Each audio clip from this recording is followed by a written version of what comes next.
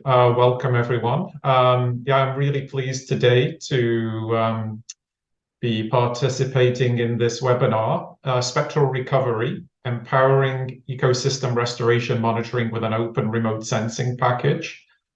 My name is Andy Dean. I'm Vice President at Hatfield, an environmental monitoring and assessment focused company based here in Vancouver.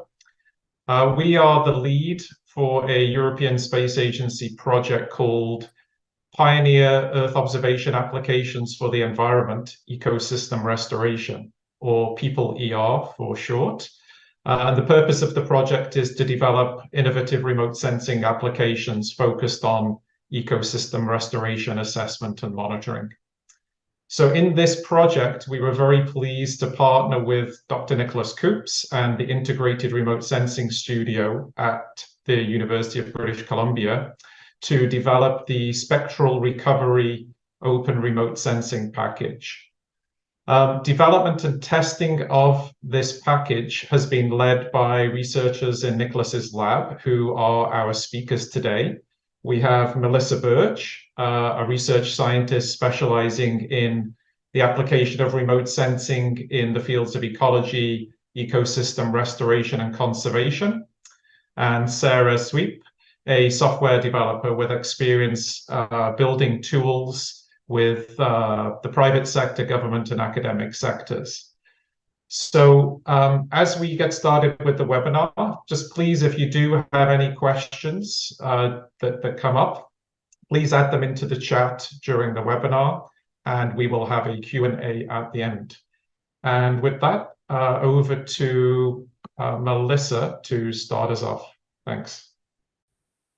Thank you, Andy.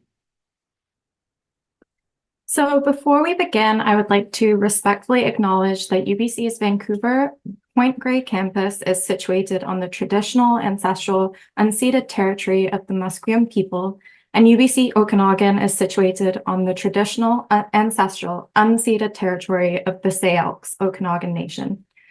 For millennia, these sites have been places of learning, where cultures, histories, and traditions are passed on from one generation to the next. And it is very much in that spirit that we are gathered here today. In acknowledging the traditional owners and caretakers of those lands, we are reminded that Canada's legacy of colonization continues into the present, and that we have an obligation to advance decolonization in this country and to make meaningful progress on the 94 calls to action set forth by the Truth and Reconciliation Commission of Canada. So to get into the project, as Andy mentioned, this tool that we are presenting today is part of a larger project called PEOPLE-ER that was funded by the European Space Agency. So the overall aim of the project is to support global ecosystem restoration efforts using remote sensing technologies. Our tool, Spectral Recovery, was developed to support this initiative as the result of collaboration between the Integrated Remote Sensing Studio at UBC and Hatfield Consultants. It is also important to acknowledge our community partners who have been involved in this tool's ongoing development from the start. SONBC, or the Society for Ecological Restoration in Northern British Columbia, have been working with the Sycoos First Nation to assist ecosystem restoration efforts in the Sycoos traditional territory, as well as collaborating with us on the Spectral Recovery tool. And as you will see later, our analysis has focused on disturbances in these traditional lands. So first, let's talk about ecosystem restoration. So increasing anthropogenic activity and climate change effects are resulting in increased disturbances and degradation of natural environments. So this has led to a growing focus on ecosystem restoration efforts, as it has been proven to be an effective tool for reversing ecosystem damage, as well as increasing ecosystem resilience. So whilst the goals of ecosystem restoration can vary from site to site, the success of ecosystem restoration efforts or ecosystem recovery is usually determined by measures of ecosystem characteristics or conditions, and more specifically, a comparison of these conditions to an ideal or a target condition. So this approach has typically relied on field measurements. However, this often complicates efforts to monitor, primarily because this can be expensive or challenging or unfeasible, either due to inaccessible or remote restoration sites or large spatial extents. And a major challenge is that in most cases, field measurements can only occur once during the restoration process, usually within the first 5 years, providing only a singular data point from which to estimate recovery progress. So this is an issue because ecosystem recovery often occurs on much longer timescales. So freely available satellite imagery has resulted in a large number of advancements for using remote sensing algorithms for monitoring vegetation conditions. A substantial number of these have relied on the spectral data that remote sensing can provide as spectral indices. So the different combinations of visual, near-infrared, and shortwave infrared light is what makes different spectral indices. So in the case of vegetation, spectral indices now have a long history of being used as proxies for conditions and have been related to ecosystem characteristics like structure or function. So this is what allows spectral indices to be used for monitoring ecosystem recovery. There will be 2 indices that we will focus on today, and these are perhaps the 2 most commonly used spectral indices for vegetation. And this is NDVI, or Normalized Difference Vegetation Index, and NBR, or the Normalized Burn Ratio. So NDVI is frequently used to monitor growing conditions, and it has been shown to correlate with things such as leaf area index. And essentially, it shows how green or vegetated a site is. Whilst NBR is commonly used to assess vegetation after wildfires, but is also related to vegetation productivity and water stress. In the case of ecosystem recovery, it is typically associated with more woody vegetation, and so can indicate the return of trees to an area. So spectral indices have been used in a number of time series analyses to essentially track how vegetation conditions change over time through spectral trajectories. Here we see an example of a typical trajectory on the left of an area that undergoes a disturbance. We can see that the conditions prior to a disturbance, which will always show some fluctuations due to changing environmental conditions from year to year. We then see a sharp decline in conditions during the disturbance, and then a gradual increase in conditions indicating a recovery response. So it is the trajectory shape and rate of change that can be used to calculate recovery metrics, which quantify how well an area is recovering. But I also mentioned earlier that in the field of ecosystem restoration, measuring ecosystem recovery usually relies on a comparison of conditions to a target condition. So previous research using remote sensing principles used the historic conditions of a restoration site as a recovery target, usually the average of the 2 years prior to the disturbance.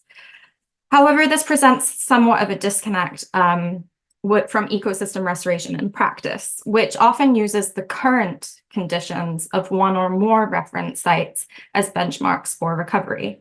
As well, the reliance on a historic condition is not always appropriate, as restoration interventions can take place on sites that haven't necessarily had a disturbance, but perhaps have been in a degraded state for a while.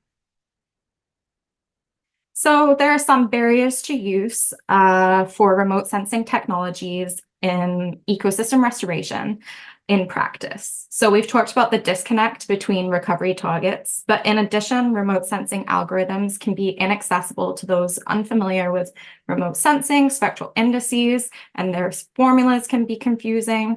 And overall, the potential inefficient computation and slow processing speeds could present challenges. So these barriers to use provided the basis of the development of our spectral recovery tool. We wanted the tool to be customizable and incorporate both remote sensing and ecosystem restoration methods. We wanted it to be easy to use and accessible to those of all programming levels.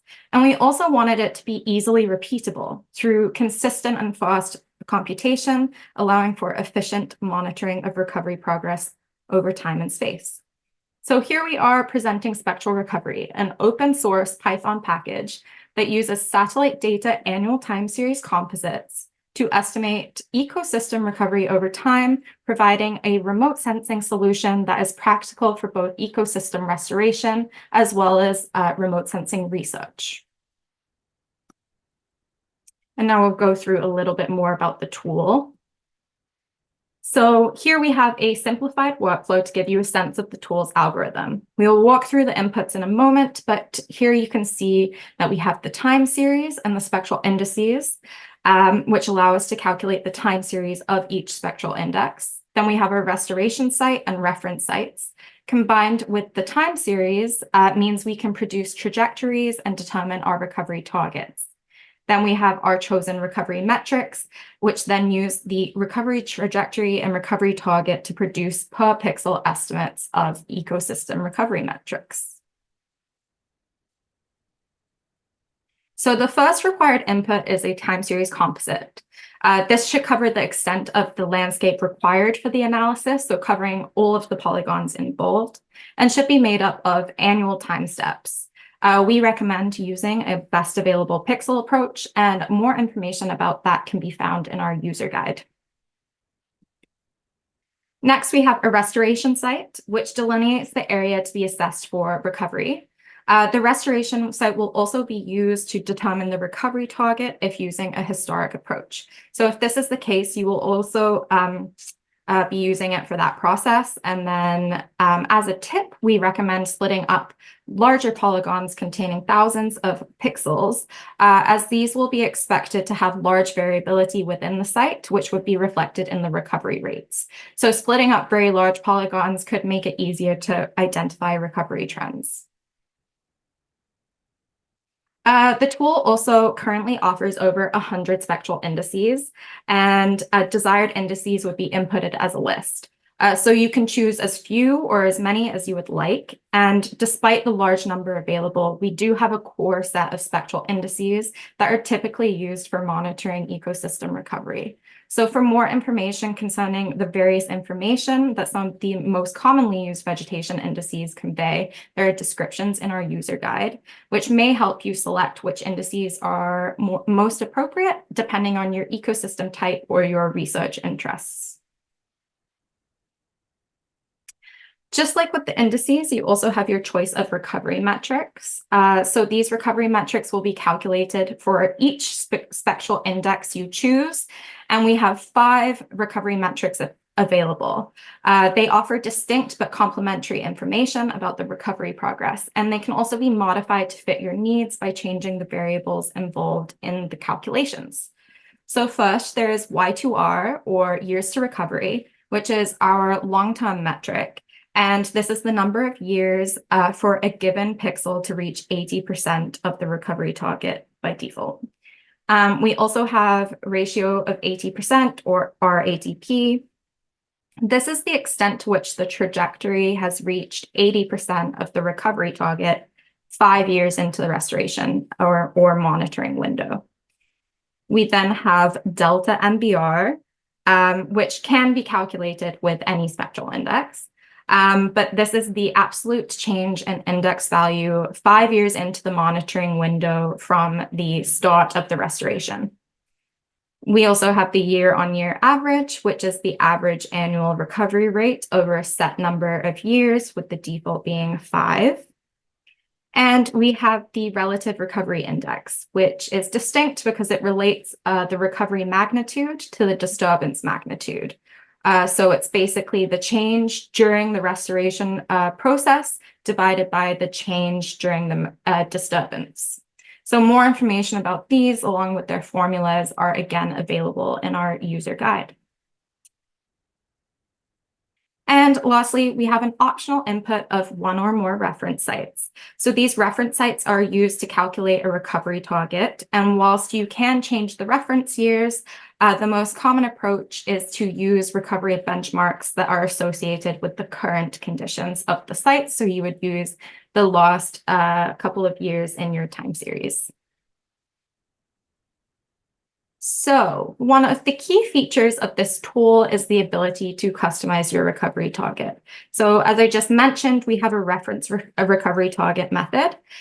This uses the average spectral index values of all of the pixels in one or more reference sites, resulting in a single recovery target against which all of the pixels in the restoration site will be compared to. For a historic approach, we have even more options. So similar to the reference method, you can use the average condition of all of the restoration site pixels at a point in that site's history for a singular per polygon recovery target value. Or you can use a per pixel approach. So this means that each pixel will use its own historic condition. So each pixel is compared to that same pixel location in the past. So each pixel will have its own distinct recovery target. Similar to this, you can also use a windowed approach, and this will be released in our upcoming update.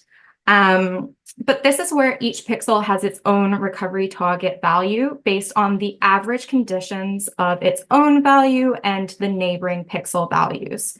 So looking at this conceptual example here, we would take the results of the per pixel method I just talked about and give each pixel a windowed average recovery target. So the center pixel of this 3x3 box would have a target value of 3, which is the average of all 9 pixels there. So this window approach may be appealing for those worried about misregistration or slight misalignments in pixel locations from year to year, or worried about any sort of spatial noise, but still want to acknowledge that historic conditions may vary across the restoration site. So this could be appropriate for larger restoration sites that may have more variability. And the tool produces 2 key outputs: spectral trajectory plots for each spectral index at the polygon scale, which we will see later, and a raster output containing per pixel recovery metrics for each spectral index. So while this is produced as an in-tool visualization, you will also get the raw TIFF files, which allow for custom visualization and perhaps can be useful for further analysis. And now over to Sarah, who will take you through some of the features and mechanics. Great. Yeah, so I'm going to take over for the next couple slides to talk about some of the technical aspects of the project. What we're going to do is we're going to look at some of the core functionality of the spectral recovery tool, look at some code snippets for both the API and CLI versions. We'll look at how you can customize those functions to meet your needs. We'll look at some of the ways you can customize those functions to meet your needs. And then we'll talk a bit about some of the principles and the design decisions that the package was built on. So the spectral recovery package is an open source Python package. It's compatible with Python versions 3.10 and above. And it's distributed right now on the PyPy package index, as well as the GitHub repository. Getting started with the spectral recovery package is as simple as running pip install spectral recovery. And so if you want to start using the API, the first thing you're going to do is import the package into your development environment. You can do that by calling import spectral recovery as SR, where we'll use SR here as an alias for the spectral recovery module. We're going to do this to avoid the headache of writing spectral recovery over and over and over again. But once you import that, all the core functions are now available on the SR module. And what we're going to do, we're going to start by reading in the inputs that Melissa mentioned in this previous section. We'll first start with reading in our time series data, or that set of annual composites that you created. And so to do that, all you have to do is pass the directory to those composites, as well as provide a mapping of band names. What you'll be given back is an X-array data array, a 4D data array, with the dimensions band, time, Y, and X. The bands that we support in this tool cover the Landsats, Sentinel-2, PlanetScope, and MODIS bands. The restrictions that are in place for this function are that the composites that you create must have the year as its name. So if you have an annual composite for 2003, that TIFF must be named 2003 TIFF. We're hoping to have that be a little less restrictive in the coming months, but for now, that's what you got to do. Okay, and then the next thing would be reading in your restoration site polygons. This one is a bit simpler to call. All you have to do is pass the path to your vector polygon, and then you'll be given back a GeoPandas geodata frame. The restrictions on this is that your restoration site polygon must contain the dates that define your restoration site. These are the two starting dates of your disturbance window start, as well as your restoration window start. And then optionally, if you're not using reference polygons, so you're looking at a historic setup, then you must also provide the reference year start and the reference year end. So your attribute table should contain those 4 dates. But then you're ready to go. And so once you've read in your inputs, the next thing you might want to do is visualize your trajectory. You can do that by calling this plot spectral trajectory function. All you have to do is pass your time series data, your polygon data, and then your choice of indices. You see here that from the list of 100 plus indices, you can choose what you want. Some of these indices might require constant values. So for Savvy, you'll have to pass the L constant value and choose a 0.5 default. In future releases, we're hoping that we'll have those defaults built into the function, so you won't have to concern yourself if you're happy with the defaults. But once you've had all that data set up, then you call this function and you'll be given your spectral trajectory plots. And this is that is a helpful tool to let you look at the interplay between some of your recovery targets, see how your windows are lining up. Melissa will talk a bit more about the value of this tool in the coming sections, but just so you have an idea of how you can get these plots. And the next, sort of the most important or the star of the show, would be our compute metrics function. Again, it's very similar to the plotting call, but you're going to add your list of desired metrics. As Melissa mentioned, we have a list of 6 metrics that you can choose from. Here we'll choose 4. And the return result will be in an X-ray data array, again with 4 dimensions, but this time the dimensions are your metric, your band, your Y, and your X. And once you have that, you can start looking at results.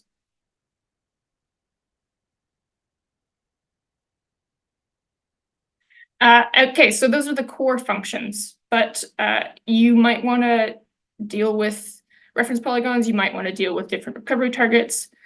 There's a lot of ways to customize these tools. And so the first one is, as Melissa talked about a bit, is using reference polygons to look at reference recovery targets. And so if you want to plot with a reference polygon, everything's going to be the same as your previous call, but all you have to do is pass a reference polygon file.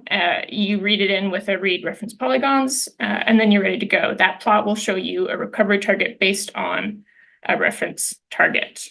Similarly, if you want to compute recovery metrics, you're going to read in that reference polygon and then just pass it to the compute metrics function.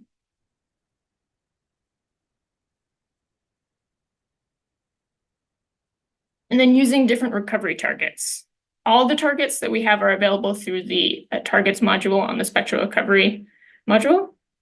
Right now here we're showing you median target and window target, but window target will be available in a future release, likely at the end of this week, if not very soon. So this right now ships with 3 recovery targets. We have the per polygon median target, per pixel median target, as well as the soon-to-be windowed mean target. The default recovery target is the per polygon median target. This is a target that is compatible with all setups. What happens is you take the median of the pixels over the time range of reference years, and then take the median within the polygon space, and the result is 1 recovery target per index. The next would be the pixel scale median target, and so this just takes the median of pixels over the time range, and then returns you a unique recovery target for each pixel within the restoration polygon. This is only compatible with your historic setups.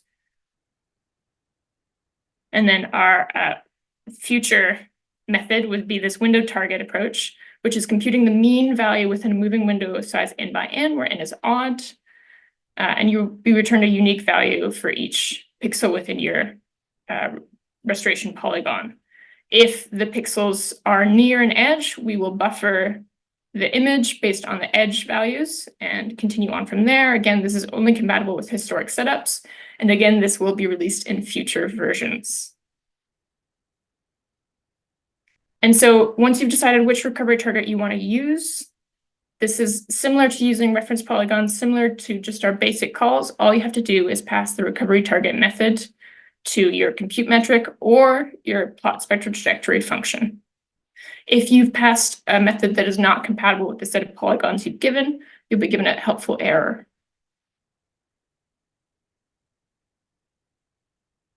And that was a lot of code snippets all at once. But I think the main takeaway of this section is that you can compute recovery metrics in just 3 function calls. If you want to do a bit more exploration, add a few more lines in there, you're still ready to go. And that was all the API. We won't repeat it all, but the command line interface can do everything that the API can do as well.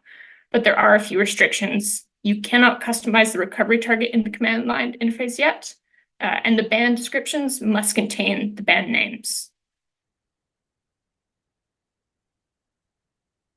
Okay, so that is it for code snippets. We'll step back just briefly to talk about the design and scalability of the project, as well as some of the principles that it's built on.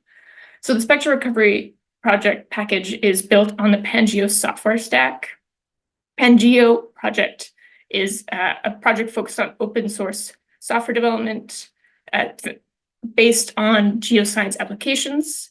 Its main goals are interoperable, extensible, portable, and ideally scalable processing for geoscience applications, but now more broadly, any application in the scientific software ecosystem.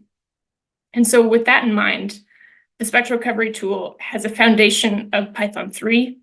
We use data models of Xarray, and we allow ND arrays of both Dask and NumPy. If we zoom out and we call what we just saw the Python ecosystem that the package is built on, with this ecosystem, we are now available. We can now use many different processing modes. And so we can use Jupyter, batch processing, AWS Lambda, and these processing modes further allow us to be compatible with cloud compute platforms, Microsoft Planetary Computer, Forestry TEP, many more.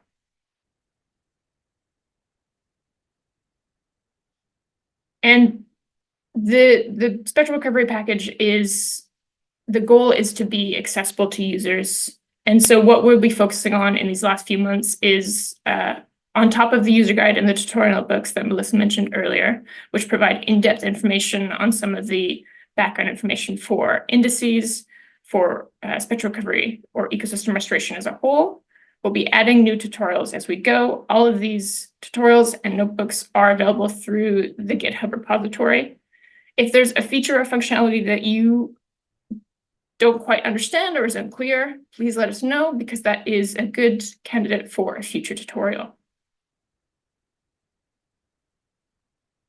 And finally, this tool is open source. It's developed under the FAIR principles, which stand for findability, accessibility, interoperability, and reuse. Everything is publicly available on the GitHub repository. The package is still under active development, so the current version was 0.24, but actually now it's 0.3. There are upcoming releases scheduled throughout the month. And if you'd like to see anything else, please let us know. We're hoping that this tool can be as useful as possible, and it can only be as useful as possible if we can engage with users and make it better for you.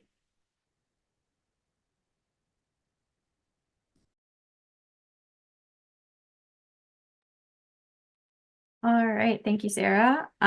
So in the next section, we will delve into our Canadian and Romanian use cases.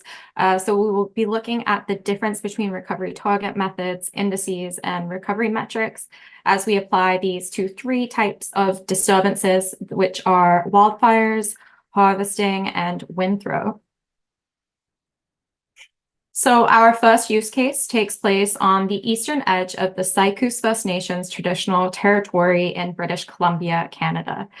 So as you can see from this transparent pink area in the map, Only minimal portions of the study area have any LiDAR coverage, which was important for our tool validation analysis. So because of this, we selected this eastern portion, which was typically more forested, and assessed the 17 wildfire polygons there. And then we also randomly sampled 25 harvest cut blocks from the area. So all of these disturbances occurred between 2003 and 2018 to match the temporal extents of the time series and to allow for a minimum of 5 years in the restoration window to assess for recovery. So our analysis focused on MBR and NDVI, which I introduced earlier, and 3 recovery metrics, Y2R, RATP, and DMBR. So first, we will look at a wildfire that occurred in May 2005. From the spectral trajectory plot, we can see that the site had a long recovery process. So we only actually saw substantial improvements in conditions in the last few years. So these 2 rasters demonstrate the difference in results when using 2 different recovery targets and are based on the combination of MBR and Y2R. So on the left, we used a reference recovery target, and on the right, a default historic method. It's worth noting that the reference sites that we used to produce this reference recovery target were provided by CERN BC, and this was based on their own landscape knowledge and their expertise of the area in deciding that there were 3 sites that were ideal or represented ideal conditions. So you may notice that both of these have a lot of missing pixel values, and this is because the pixels have not yet been deemed as spectrally recovered, so there is no Y2R value. However, you can also see that the reference has more missing pixels than the historic, which is due to the reference conditions being slightly higher than the historic conditions, meaning that more pixels have not been able to reach a recovered status. So this is where careful selection of your recovery target comes into play. We can also see that different indices convey unique information. So the left shows the same Y2R MBR raster as in the previous slide, but this time we also have Y2R using NDVI. So NDVI levels typically increase at a much faster rate than MBR. So this is good at looking at early recovery trends. Whereas MBR, being associated with more woody or treed vegetation, takes longer to recover and shows more information about long-term recovery. So this result here is not unexpected. And here we see the same Y2R MBR image as before, but this time different recovery metrics and indices along with it. So in the middle, we have DMBR of MBR. So the absolute change in MBR over the first 5 years of restoration. And areas of red and orange indicate either a decline or very marginal increase in conditions. And these match up quite well to some of the areas of the site that have not been deemed as recovered, as seen in the first image there. However, interestingly, the yellow and green areas, which indicate some improvements, have also not yet reached a recovered status. So this could mean that these areas did not continue to improve after the first 5 years of restoration at the same rate, or that this area was in such a degraded state that even with improvement, it has not yet recovered to the recovery target. The third plot shows RATP of NDVI, and the areas that have the worst conditions using this index align almost perfectly with the areas that have not yet recovered 18 years later. So by using a combination of recovery metrics and spectral indices, then we can get a more complete picture of the recovery progress. And the RATP plot using NDVI in particular could indicate the areas that could have benefited from greater restoration interventions or activities. So let's fast forward in time. What does that mean for management today? It means that now we have this ability to immediately look at the restoration process early on, and we can track it from year to year. So if we had the same polygon today, this could be used as an early indication of which areas may benefit from restoration intervention, in the hopes that the Y2R MBR would be different and much more improved than what we see here. So moving on, we have a cut block that was harvested between 2013 and 2015. So these plots show the difference in recovery targets using 3 different methods. So first is the default historic years. So has the lowest recovery target. Then the average conditions of our 3 reference sites, which is marginally higher. And then lastly, a historic recovery target that was decided using the spectral trajectory plot itself to assess when in the restoration sites past would be optimal. So this is a substantially higher recovery target. And here we have the resulting raster images using MBR and the 3 recovery metrics that we have been focusing on. So this shows the results of multiple harvest cut blocks to demonstrate the ability of the tool to look at landscape level trends. So we can see that this northernmost polygon took longer to recover on average, shown by the Y2R image on the left, as well as having the most minimal recovery progress 5 years into the restoration window, as shown by the other plots. Meanwhile, the 2 polygons halfway down the landscape recovered quite quickly and showed substantial progress 5 years into the restoration. Now we're going to look at our Romania use case. So this use case used entirely Sentinel-2 imagery and features an area that had substantial wind throw disturbance due to a storm in 2017. So this map displays the severity of the disturbances, with total wind throw being red, partial wind throw being orange, and the green polygons having no wind throw disturbance. And we used all of the green polygons for our reference recovery target in this case. We focused on the same spectral indices as before and the same recovery metrics. And the blue polygon at the bottom left is our example polygon in the next slide. And this was classified as having a total wind throw. So here we have the spectral trajectory plot. You can see that the polygon was in stable, good condition prior to the disturbance, meaning a historic recovery target is appropriate to use in this case. We can also see that the conditions continued to decline past the end of the disturbance, which was actually a trend found across many of the wind throw affected polygons in the area. The raster output showing RATP using MBR shows that whilst only 3 pixels have recovered to 80% of the recovery target value, most of the polygon is close to being recovered. There are only 3 pixels shown in red that are not very close to reaching this recovery target. And so that would be a suggestion to go and maybe look and do some field measurements there to see what's going on. So what do our use cases show? It shows that visualizations of per pixel recovery metrics can indicate areas that have recovered well and those areas that may need more restoration interventions. It shows that indices and metrics provide distinct but complementary information for different recovery stages. It shows that per polygon spectral trajectories are helpful for visualizing the disturbance and recovery trends at a glance, as well as selecting appropriate recovery targets and showing the recovery trajectories through time. The options of having a reference site or historic recovery target provides flexibility depending on the landscape knowledge, the polygon's history itself, and this aligns with ecosystem restoration frameworks. And the tool provides a repeatable, accessible method for monitoring and estimating recovery at various scales and can be applied globally to various disturbance types.